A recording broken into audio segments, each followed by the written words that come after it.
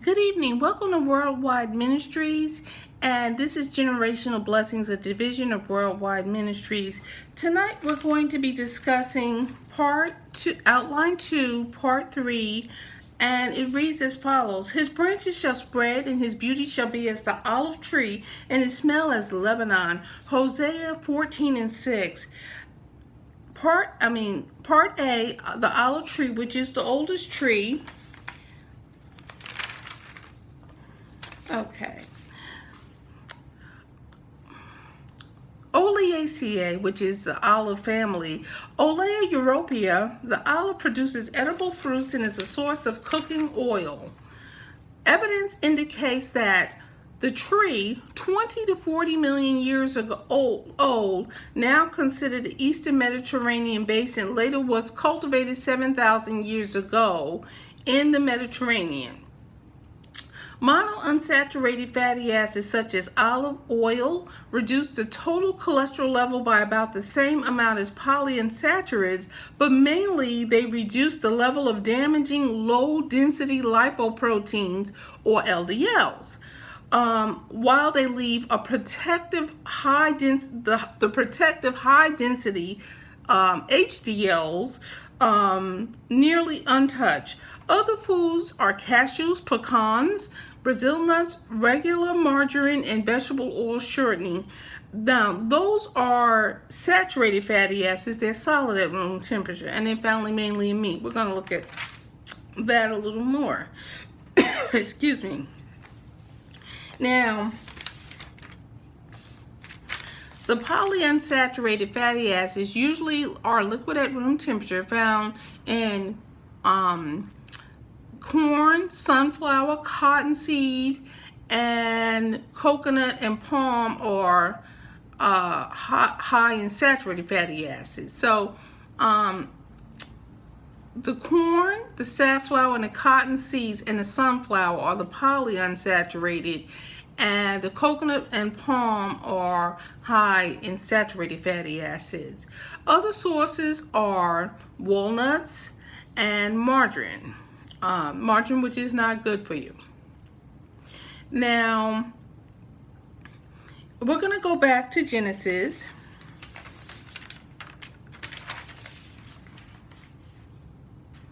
All right. If you go back to the flood, before the flood, excuse me. If you go back to before the flood in the book of Genesis, you have polyunsaturated and monounsaturated. It was only a vegetable-based diet. So the lifespans back then were, enormous. And also, I believe there was a generational blessing on the people that God had placed on them to have them live a really long time. After the flood, Noah was given permission that man could have meat, and the lifespans did decrease. The only person whose lifespan was long at that point was Noah's son Shem, who had a special blessing on him, and we know Jesus came from the line of Shem. Now, I believe that Noah probably ate only clean animals because God instructed Noah on the ark to bring the clean animals on the ark in sevens, male and in females in twos. Then he also instructed him to bring the unclean animals on the ark in twos, the male and the female. So I believe that the laws that came from the dietary laws in the book of Leviticus and Deuteronomy came about saying that you could only have the clean animals to eat, excuse me, and the unclean animals that we should not eat. And we have discussed in outline 1 the consequences of eating the unclean animals, which man later found out it just wasn't really any good for you. Example, pork has worms, shrimp have a lot of cholesterol. Everything God said don't eat became a problem to man. And he said you would be cut off, and I believe that man does get cut off It might be a slow process, it might be a fast process, but eventually you get cut off if you keep eating the wrong foods, and we know that's through different diseases. Okay, next we're going to take a look at the saturated fats in a little more detail. Saturated fatty acids, as we said before, are usually solid at room temperature, and they come mainly from animal products. Coconut and palm oil are also high in saturated fat. Now, because they're not animal products, I'm sure that they're not going to be as bad for you as the animal products are.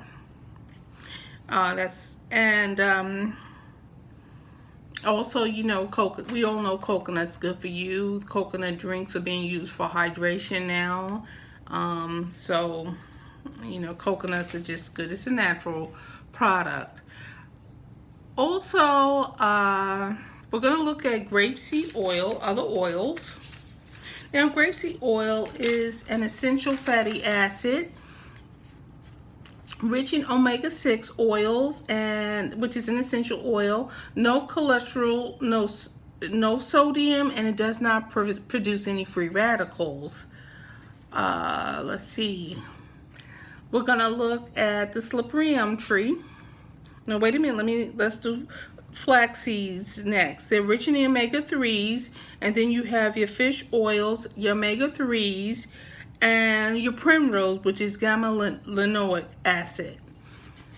Slippery elm tree is another tree that's a favorite tree of mine.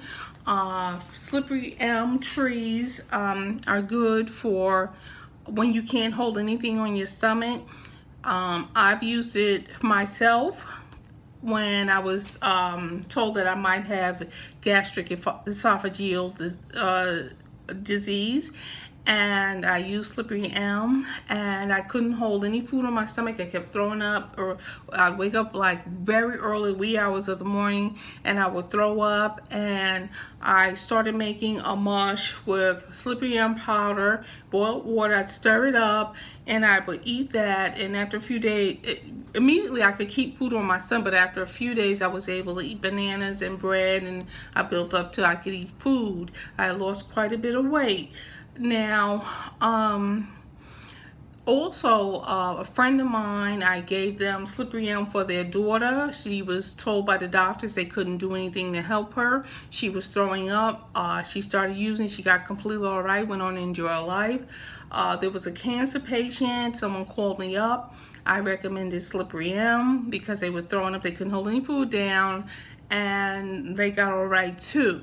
Now, slippery elm, we're going to look at this a little closer.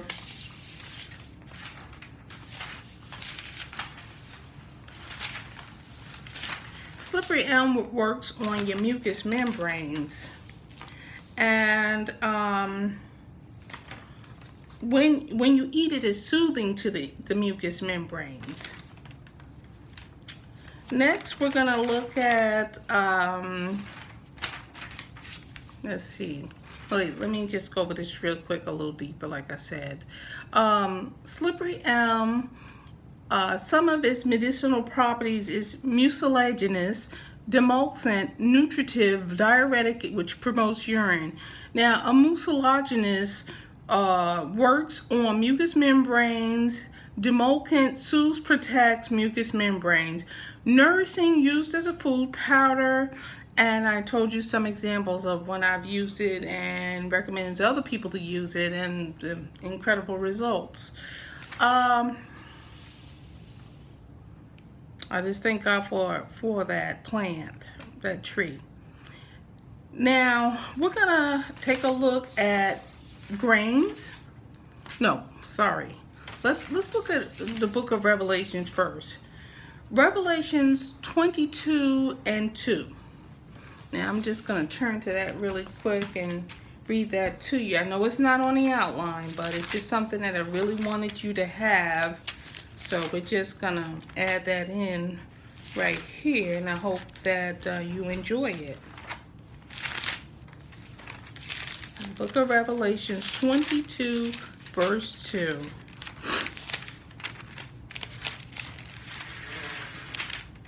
Okay. In the midst of the street of it, and on either side of the river, was there the tree of life, which bare 12 manner of fruits, and yielded her fruit every month. And the leaves of the tree were for the healing of the nations. Now, if you look at this tree in the book of Revelations, we know as far as I know, we're not there yet. And Jesus gives us this tree. We know that we don't have that tree as far as we know of. And the tribulation hasn't come and all of that stuff. So when Jesus gives us the tree with the 12 different fruits, it's going to have a healing for the nation. But I do believe right now, we don't have that tree, but there's still a healing for the nation, excuse me, with the trees and the herbs and the fruits and the vegetables that God has given us. And just wanting to look at some of the problems that we have. If you pick a fruit, look, a tomato is called a fruit. I know a lot of people say it's a vegetable, but anyway, if you pick a tomato and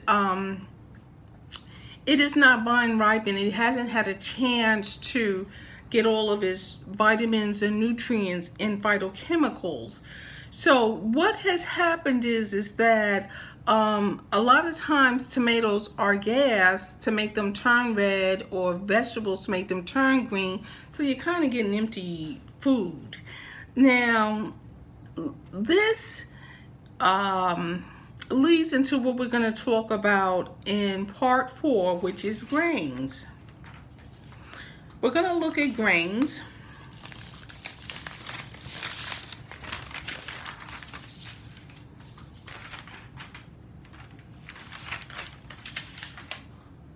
And the scripture will be, give us this day our daily bread, in Matthew 6:11. Oh, and I mean, we really need that from God.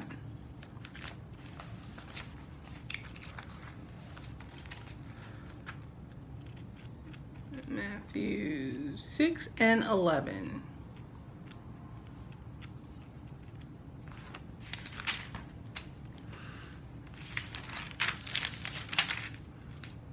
Okay.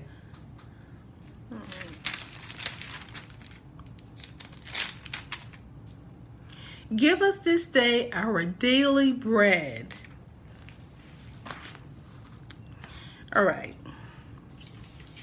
Looking at grains. When grain is refined, and we're going to talk about brown rice versus white rice, wheat flour versus white flour. When grain is refined, it removes the nutritional content. This process, ironically, is called refining. This process removes phytase and phytic acid needed for binding iron, calcium, and zinc. The result is a loss of some minerals to our bodies. Whole grains contain the entire seed except for the outer layer or hull. This is not edible anyway and is discarded. Refining of a grain began in the United States around 1910. This enrichment program consisted of adding thiamine, riboflavin, niacin, and iron to try to bring the grain back up to its original content.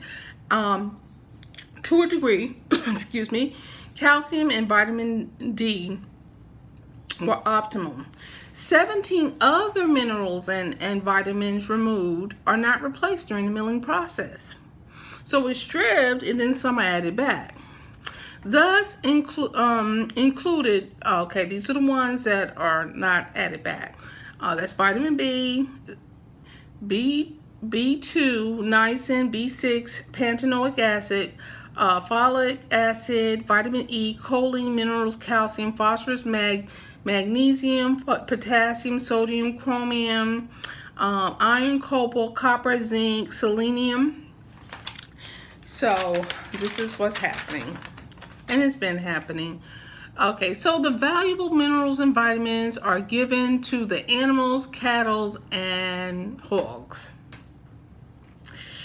Bread and grains, Ezekiel 4:9.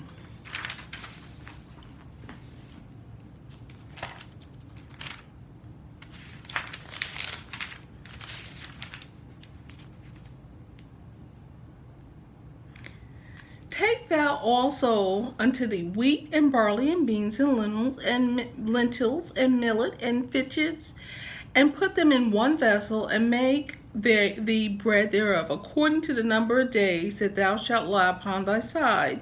390 days shalt thou eat thereof.